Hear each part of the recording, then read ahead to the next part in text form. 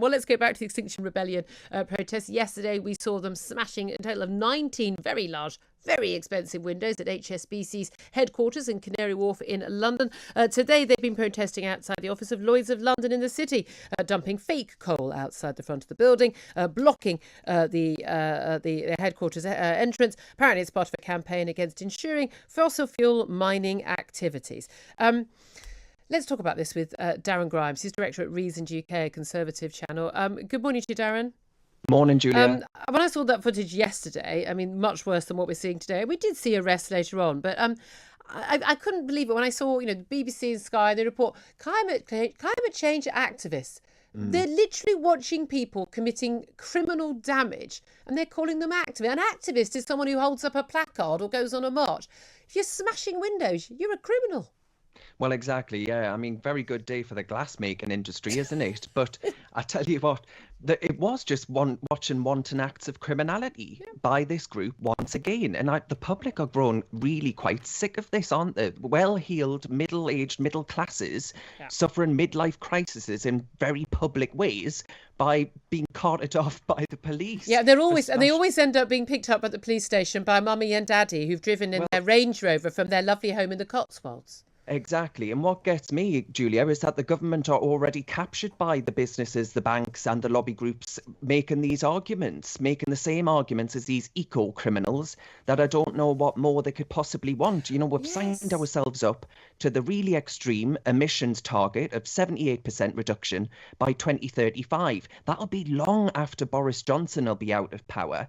And of course, we want to clean up things like our air and the environment. I don't think you and I disagree with that for 1 minute. Absolutely. But the problem is, those questioning these extreme targets aren't the ones in denial, which is a charge often put to us.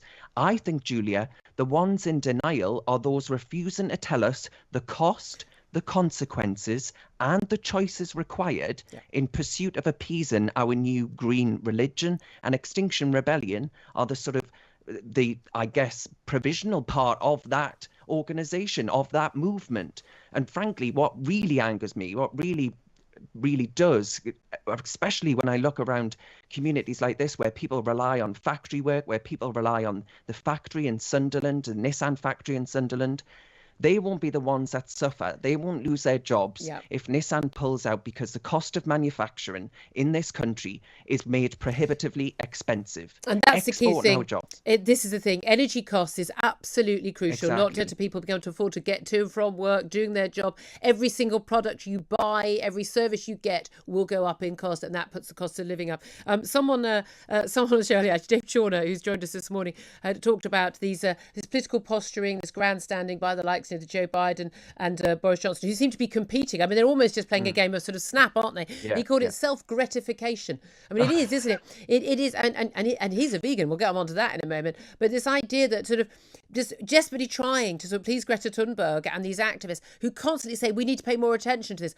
Oh my God. We can't pay more attention to this than we already are. The government is just pandering to this. And as you say, there's no public debate. This has never been endorsed by the public. 3.7% people in this country voted Green last time round. Why? They don't even need to vote Green. The other major parties are all signed up to this. There's no proper opposition in this country. There's no one asking questions. The media aren't asking questions. The politicians aren't. And the British public is sitting there going, oh, yeah, sure, yeah, we want things to be green. We want the country to be cleaner. And yeah, that's fine. And we're told it's going to be more jobs. We're going to be richer, everything's going to be brilliant. Well, that's not true. I mean, that is simply not true. Philip Hammond, the former Chancellor of the Exchequer, someone who you and I have no candle for at all, as a staunch Remainer, he said he did a report, his officials, more than £1 trillion. Other organisations have said they think it will be more like £3 trillion. This is not a cost-free exercise, and yet no debate about this. Do you remember the amount of time that MPs spent talking about the cost of VAT on tampons?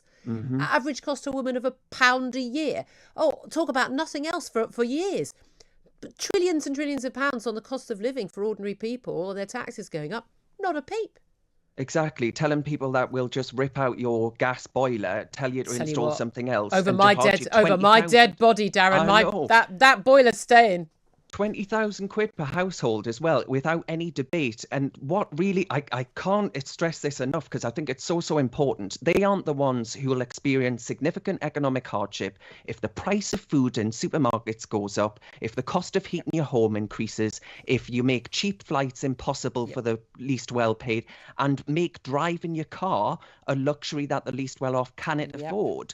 And, you know, whilst Kwasi Kwarteng rattles on about how he might go vegan himself.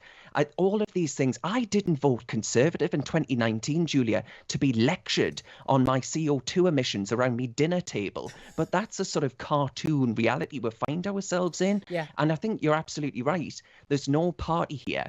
But what we saw in Australia in the last general election, where the Labour Party was supposed to romp home, they were supposed to win that election, but the Liberals won in the end. And I think the reason for that is because the Labour Party were talking about basically making it prohibitive for the working class to have their jobs in mining and other industries, which are energy people intensive. voted when the cost went up. I think their energy prices have gone up something like 3 times in many of their states because of their green energy policy. And we're going to see Gilets jaunes territory, which you've seen in France, and I think we're also going to see the situation we saw back at, too young for you to, you're too young to remember this, but the fuel duty protest, which basically brought the country to a halt at one point about 20 years ago. So I think that's going to be coming up as well. Do you know what? I hope people do realise and start speaking out and start having this stuff imposed on them without any democratic debate. Hey, here's an idea.